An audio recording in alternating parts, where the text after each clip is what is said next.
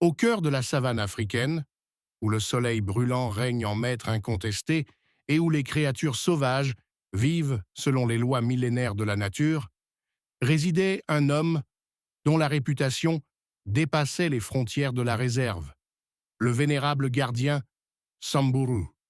Durant plus de 5 décennies, il avait consacré chaque battement de son cœur à la protection de ce sanctuaire naturel exceptionnel. Même après avoir officiellement pris sa retraite, Samburu continuait ses patrouilles quotidiennes au volant de son véhicule tout-terrain usé par le temps, l'âme emplie d'un dévouement sans faille et les yeux scrutant le moindre détail de l'environnement qu'il chérissait tant. Les jeunes gardiens venaient régulièrement chercher ses précieux conseils, car il représentait bien plus qu'un simple guide. Il était la mémoire vivante de la réserve, connaissant intimement chaque espèce, chaque danger et chaque recoin de ce territoire immense. Samburu portait une attention toute particulière aux animaux âgés ou blessés qui ne pouvaient de plus suivre leurs congénères, veillant sur eux comme un ange gardien silencieux dans cette immensité sauvage. Malgré les températures écrasantes, atteignant parfois 45 degrés, et sa santé, qui déclinait lentement, il n'avait jamais manqué une seule de ces rondes essentielles. Pour lui, chaque arbre, chaque pierre, chaque être vivant était porteur d'une histoire unique qu'il avait appris à déchiffrer au fil des années. En ce matin particulier, les rayons du soleil frappaient déjà impitoyablement la savane dorée qui s'étendait à perte de vue. De nombreuses créatures s'étaient réfugiées sous l'ombre protectrice des acacias majestueux, mais Samburu avait une mission précise en tête.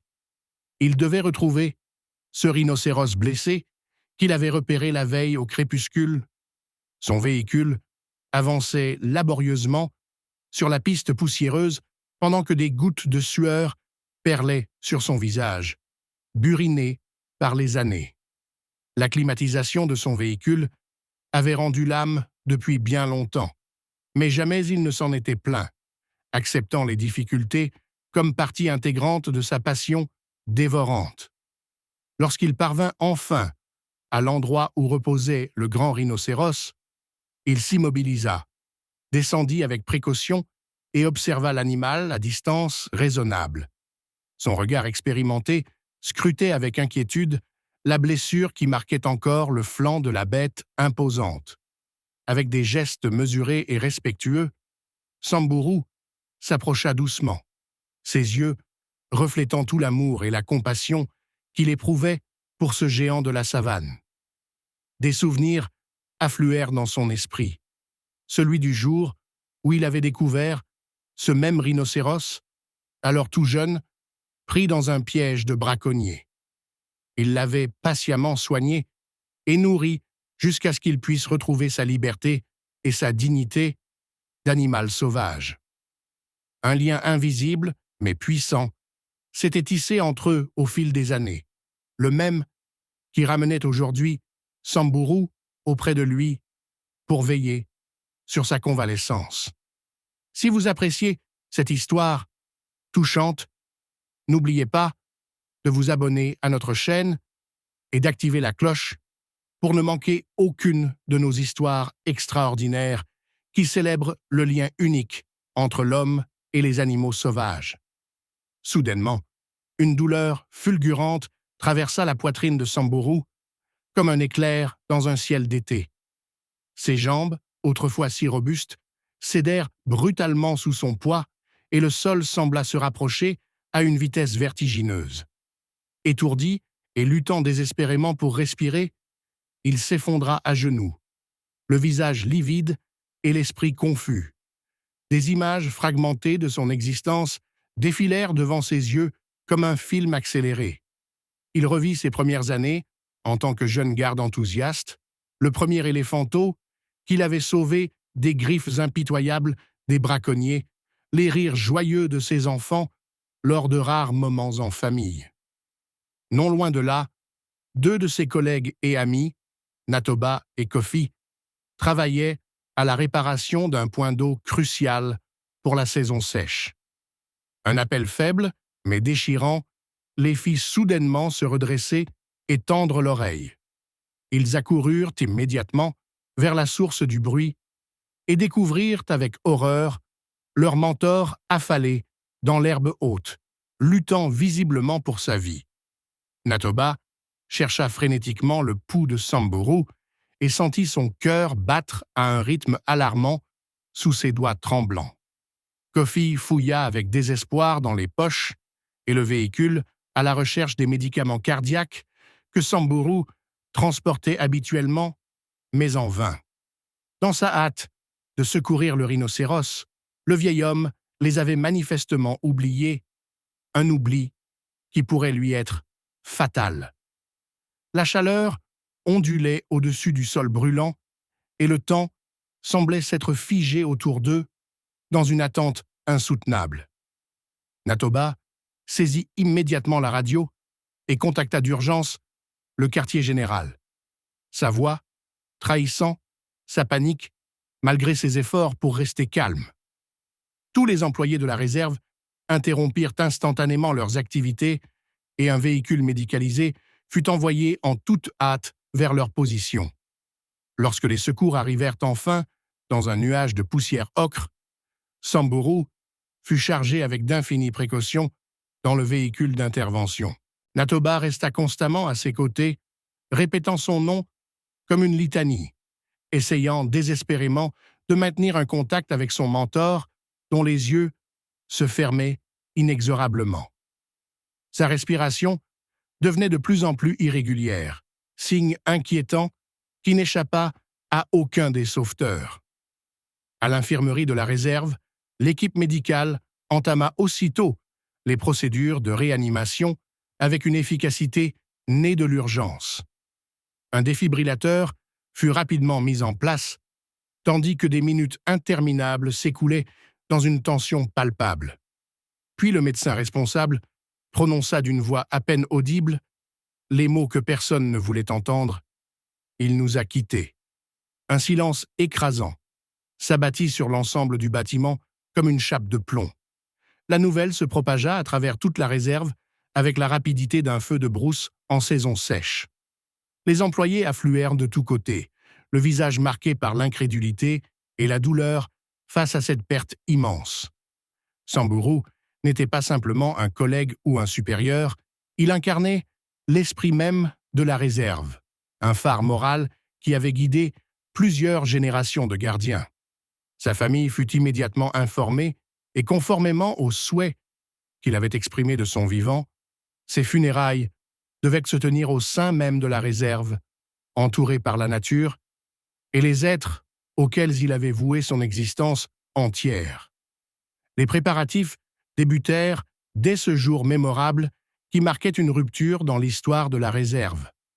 Une cérémonie, respectant scrupuleusement les traditions ancestrales, fut organisée pour célébrer la vie extraordinaire de cet homme d'exception. La chaleur oppressante du jour céda progressivement sa place à la fraîcheur apaisante du soir, mais le sentiment de perte demeurait omniprésent. Chacun savait au plus profond de son être que le grand Samburu avait entrepris son dernier voyage, celui dont nul ne revient. Son nom resterait gravé à jamais dans la mémoire collective, ici où chaque élément naturel semblait avoir été touché par sa générosité et sa bienveillance légendaire. L'aube suivante vit le soleil s'élever majestueusement au-dessus de l'horizon, baignant la réserve d'une lumière dorée aux reflets magiques. C'était le jour choisi pour les funérailles de Samburu, un jour qui marquerait les esprits pour l'éternité. Bien avant que les premiers rayons ne réchauffent la terre rouge, une foule considérable s'était déjà rassemblée dans un recueillement solennel. Au centre de l'espace cérémoniel avait été placé un simple lit funéraire en bois local, travaillé avec respect par les artisans du village voisin. Le corps du vieil homme y reposait. Enveloppé dans des tissus traditionnels aux couleurs vives, son visage serein, comme s'il s'était simplement endormi après une longue journée de labeur.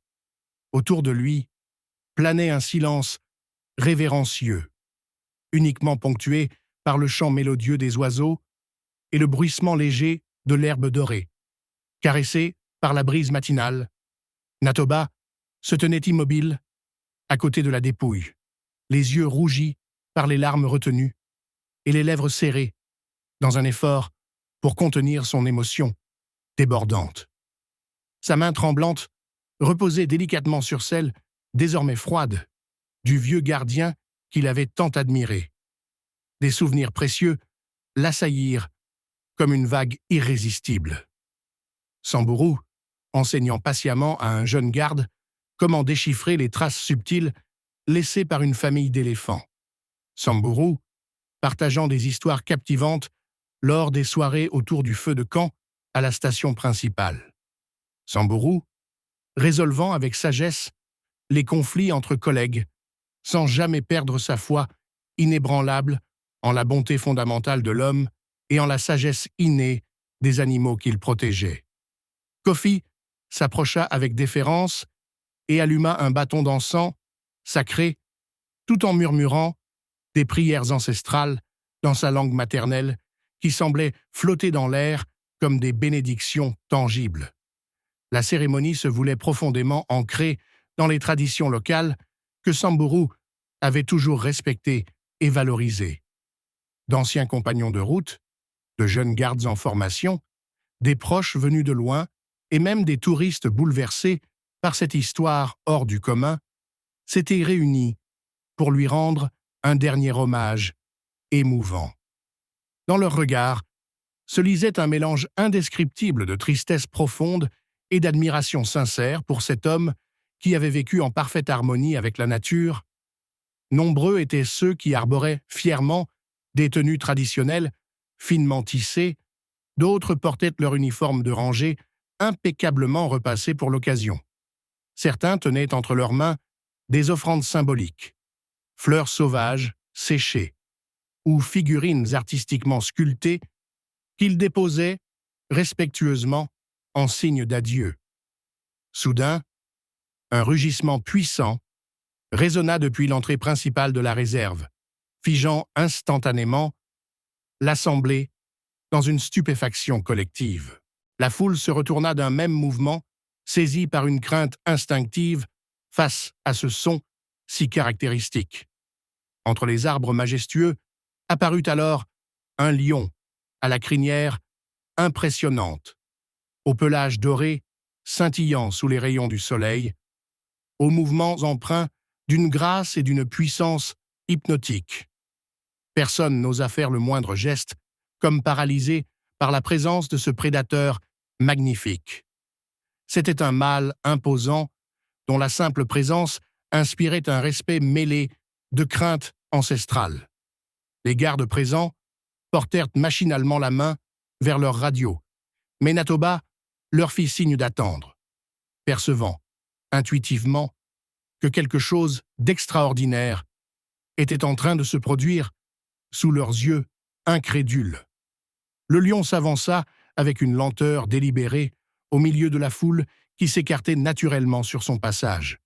Son regard ambré était étrangement calme, dépourvu de toute agressivité, mais témoignant d'une détermination absolue.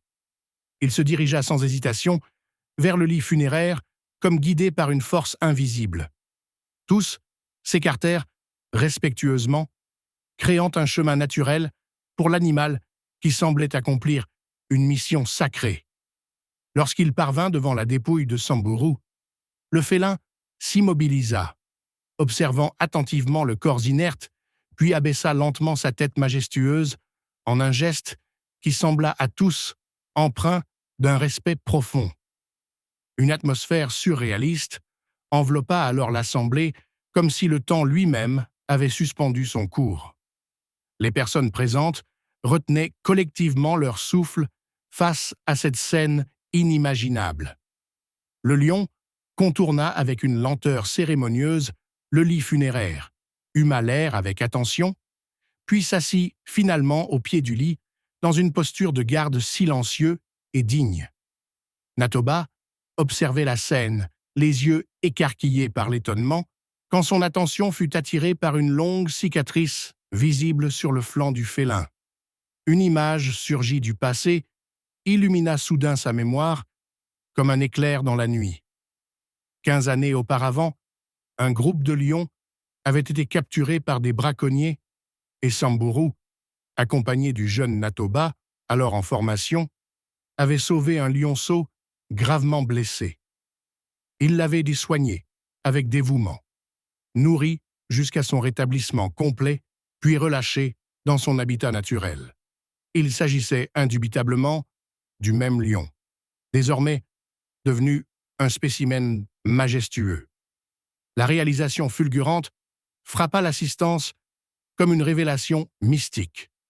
Le lion était venu spontanément rendre hommage à son sauveur, ayant perçu d'une manière inexplicable que l'homme qui lui avait offert une seconde chance s'était éteint. Peut-être avait-il discrètement observé Samburu pendant toutes ces années, maintenant une distance respectueuse mais vigilante, et maintenant il revenait pour exprimer sa gratitude une dernière fois dans un geste d'une beauté saisissante. Natoba s'approcha avec d'infinies précautions, des larmes brillant dans ses yeux émus. « C'est lui », murmura-t-il d'une voix chargée d'émotion. « Samburu lui a sauvé la vie. Et aujourd'hui, il vient lui faire ses adieux. » L'assemblée restait sans voix face à ce témoignage, bouleversant de reconnaissance animale. Des larmes silencieuses coulant librement sur de nombreux visages marqués par l'émotion. Un ancien garde à la voix profonde entonna spontanément un chant traditionnel. Une mélodie douce et envoûtante, évoquant la gratitude éternelle des créatures envers celui qui avait consacré sa vie à leur protection inconditionnelle. D'autres voix se joignirent progressivement à la sienne, créant une harmonie poignante qui s'éleva vers le ciel comme une prière collective. Le lion demeura parfaitement immobile, tandis que le soleil poursuivait sa course céleste et que les teintes chatoyantes de la savane s'embrasaient dans un spectacle naturel d'une beauté éblouissante. Même les oiseaux semblaient avoir interrompu leurs chants habituels, comme pour honorer, par leur silence, ce moment d'une intensité rare. La cérémonie se déroula avec une dignité émouvante. Des discours sincères furent prononcés et des anecdotes personnelles partagées avec émotion. Kofi évoqua avec passion le courage exemplaire de Samburu et son engagement indéfectible envers la protection de la faune et de la flore. Une jeune visiteuse, participant à son premier safari, raconta comment Samburu lui avait patiemment appris à soigner un oisillon tombé du nid, lui transmettant sa passion pour la préservation de toute forme de vie.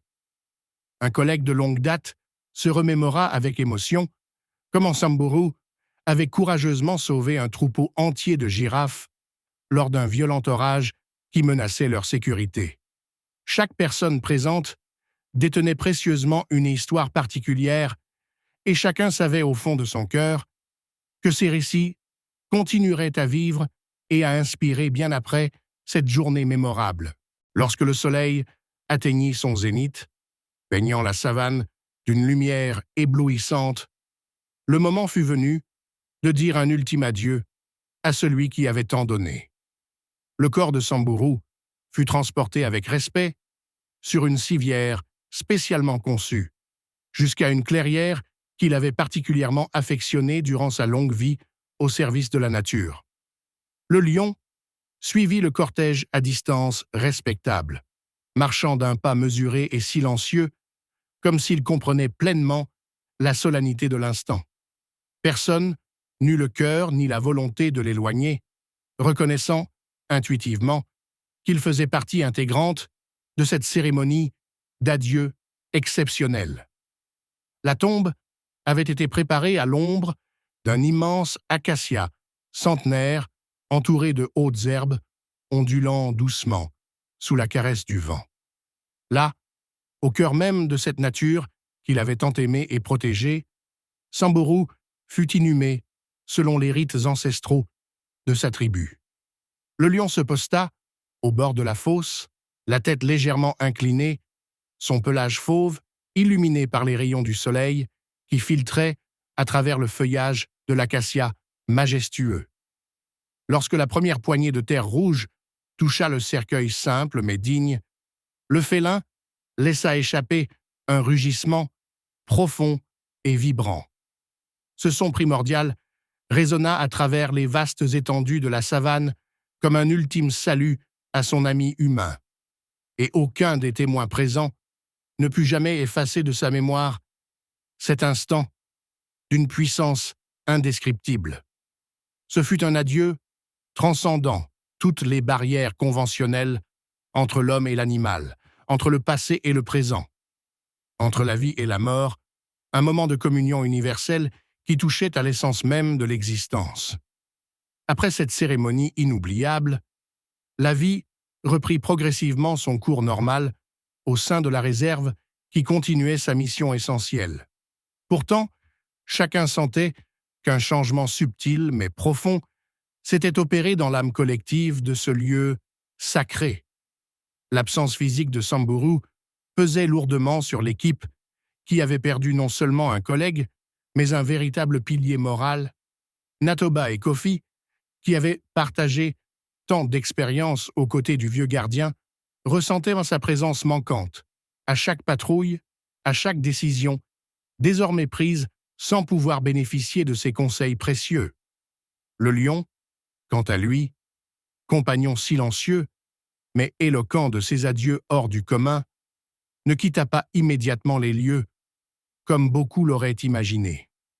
Pendant plusieurs jours consécutifs, il demeura à proximité de la tombe, tel un gardien fidèle, veillant sur le repos éternel de celui qui lui avait autrefois sauvé la vie. Touristes et employés observaient le phénomène à distance respectueuse, fascinés par ce comportement inhabituel. Le félin ne manifestait aucun signe d'agressivité ou d'agitation, restant simplement là, assis ou allongé, son regard perçant, fixé sur la sépulture, sa tête légèrement inclinée dans ce qui semblait être une attitude de recueillement. Les responsables de la réserve prirent la décision unanime de ne pas intervenir, considérant sa présence comme faisant intégralement partie de l'héritage spirituel laissé par Samburu. Chaque jour, des visiteurs apportaient de modestes offrandes, fleurs sauvages, dessins colorés, parfois des lettres manuscrites qu'ils déposaient respectueusement près de la tombe devenue lieu de pèlerinage. Beaucoup n'avaient jamais personnellement rencontré Samburu, mais son histoire exceptionnelle les avait profondément touchés, résonnant avec quelque chose d'universel au plus profond de leur être.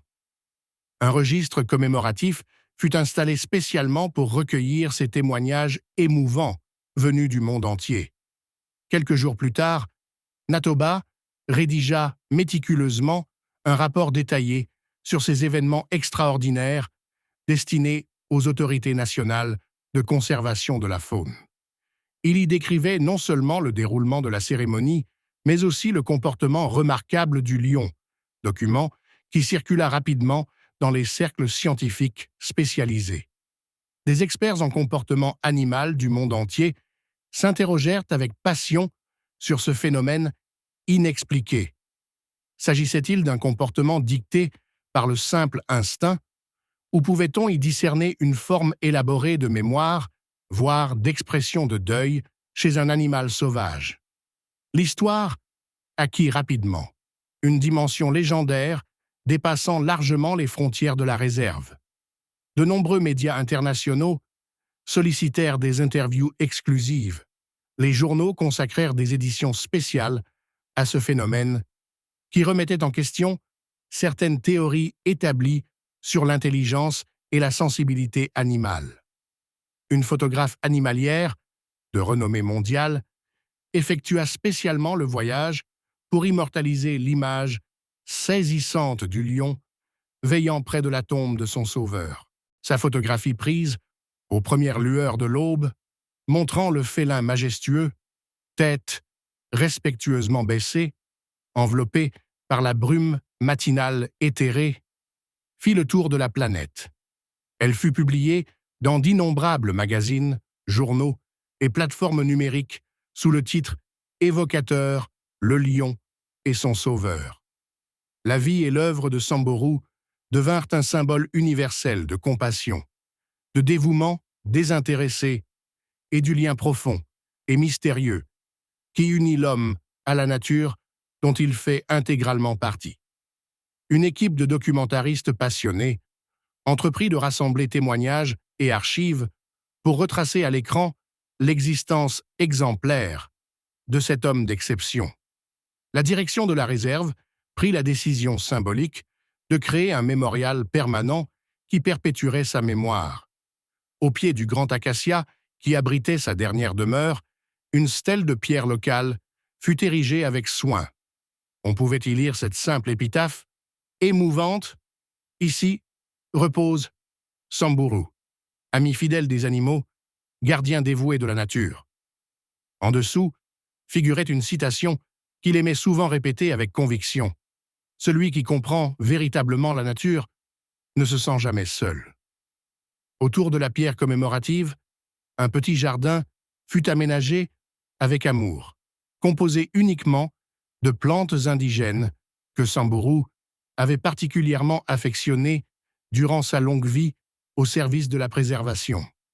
Un panneau explicatif en bois sculpté racontait l'importance de ce lieu de mémoire en plusieurs langues pour les visiteurs venus des 4 coins du monde. Les habitants des villages environnants prirent l'habitude de venir régulièrement se recueillir en ce lieu désormais sacré. Beaucoup y amenaient leurs enfants, leur racontant avec passion et respect l'histoire inspirante de ce vieil homme qui avait consacré son existence entière à la protection de la savane et de ses habitants.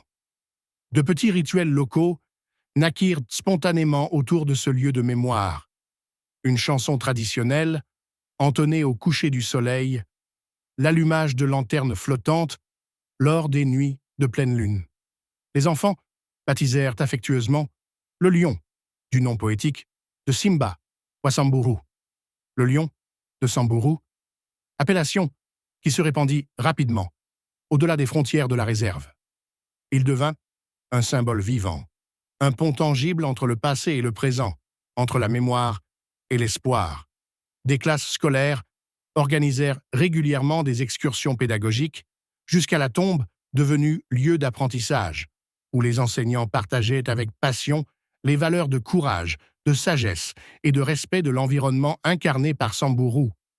Puis un matin, le lion avait mystérieusement disparu comme il était venu.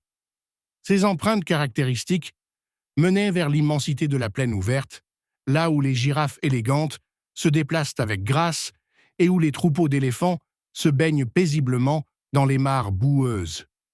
Nul ne sut avec certitude où il s'était rendu, mais tous partageaient la conviction profonde qu'il avait accompli sa mission silencieuse et qu'il retournait désormais vers sa vie sauvage, laissant derrière lui son image inoubliable près de la tombe et une histoire qui continuerait à vivre dans les cœurs et les esprits.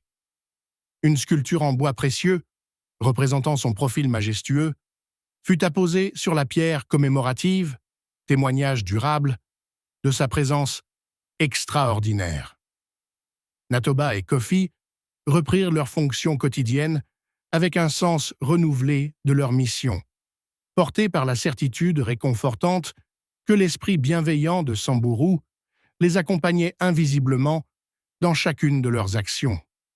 Ils s'investirent avec passion dans la formation des jeunes gardiens, racontant inlassablement l'histoire inspirante de leur mentor, et chaque fois qu'ils passaient devant sa tombe, ils marquaient respectueusement une pause, comme pour capter ses conseils silencieux qui semblaient encore flotter dans l'air. Ils mirent en place des programmes de formation portant son nom, plantèrent des centaines d'arbres indigènes et construisirent un centre éducatif moderne à proximité de la réserve pour perpétuer son héritage précieux. Les années s'écoulèrent inexorablement, apportant leur lot de changements et d'évolutions. La réserve continua de se développer, intégrant de nouvelles technologies de surveillance et renforçant ses mesures de protection contre les menaces croissantes du braconnage et du changement climatique. Mais l'héritage immatériel de Samburu demeura intact, vivant dans chaque décision prise par les responsables, dans le respect manifesté envers chaque être vivant et dans le souvenir de cette rencontre mystique entre l'homme et l'animal qui avait transcendé les frontières conventionnelles de la nature. Son nom figura en bonne place lors de conférences internationales sur la conservation, et des bourses d'études furent créées en son honneur pour former la prochaine génération de défenseurs de l'environnement. Et parfois, dans le silence absolu des nuits africaines, baignées par la clarté argentée de la lune, certains juraient entendre au loin un rugissement solitaire, profond et puissant. Un son primordial, empreint d'une émotion presque palpable, comme si Simba wa Samburu veillait encore sur ces terres sacrées. Dans ce rugissement nocturne résonnait tout ce que les mots humains ne peuvent pleinement exprimer: fidélité éternelle, amour inconditionnel, mémoire vivante et la certitude absolue que les actes véritablement nobles résonnent pour l'éternité, au-delà même de notre compréhension limitée du monde.